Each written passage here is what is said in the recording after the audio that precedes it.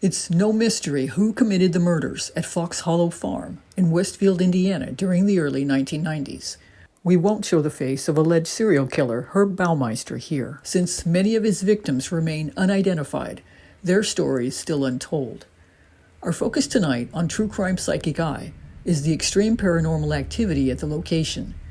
After Baumeister's death by his own hand in 1996, when he knew police were closing in, his family moved out, leaving the property abandoned for years. Once the Graves family bought and moved into the home in 2009, activity began to be reported. Robert Graves was a coroner. His wife Vicky worked in the medical field as a scientist. Perhaps they were better equipped than most to manage a location carrying the energy of such terrible events. The Tudor-style home at Fox Hollow Farm was over 10,000 square feet in size, included a library, an indoor swimming pool, an apartment, 2 horse stables, and a huge garage. Vicky Graves was the first one to experience a strange event. While cleaning the pool room, the vacuum cleaner cord was pulled out from the extension cord.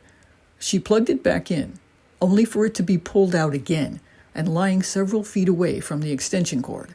As she finished vacuuming, she saw the power cable fly out of the outlet, and she sensed a presence that didn't want her in the room. Several months later, a co-worker of Robert's named Joe moved into the attached apartment. He had a nightmare that very first night that he was running through the woods in fear for his life because something was chasing him. He actually jumped out of bed, still half asleep, and ran into a doorframe. Both Joe and Vicky had individual sightings of a figure of a young man in the woods. He was wearing a red shirt and jeans, but from the thighs down, there was only empty air. Most of his legs were missing. As they realized this, the figure vanished. Comparing stories revealed that they had seen him in the exact same area.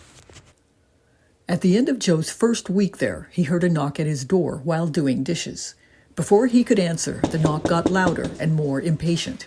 Joe's dog, Fred, sat up, growling, his hackles rising, but no one was there.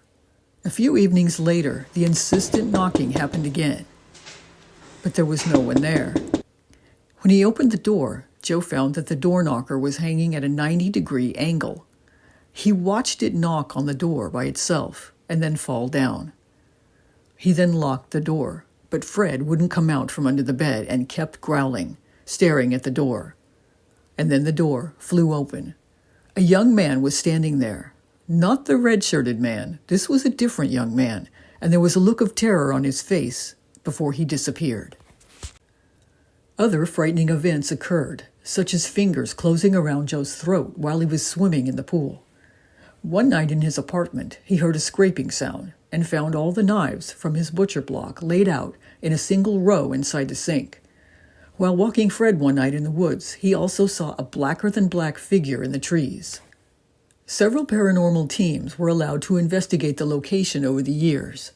Investigators experienced everything from apparitions and shadow figures, disembodied voices and footsteps, equipment batteries drained, doors flying open, and they were even frequently touched. Activity subsided after Joe moved out, but still continues to this day. Some say Herb Baumeister's spirit is still there. Others say the victims remain behind, especially in the pool area. A shaman claims that Native American spirits stay in the woods behind the house, that they have been there longer and are angry at how the land has been treated. There is also said to be an elemental in the woods. Some believe this elemental is pretending to be Herb Baumeister, while others say there's a portal, or perhaps more than one.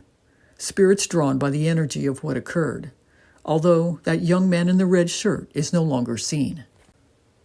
The 18-acre property has since been divided, a housing development raised, essentially surrounding the home that used to be isolated, surrounded only by forest.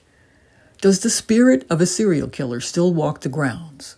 Are the lost souls of his victims trapped there? Is there a portal? Does an inhuman entity pretend to be Baumeister?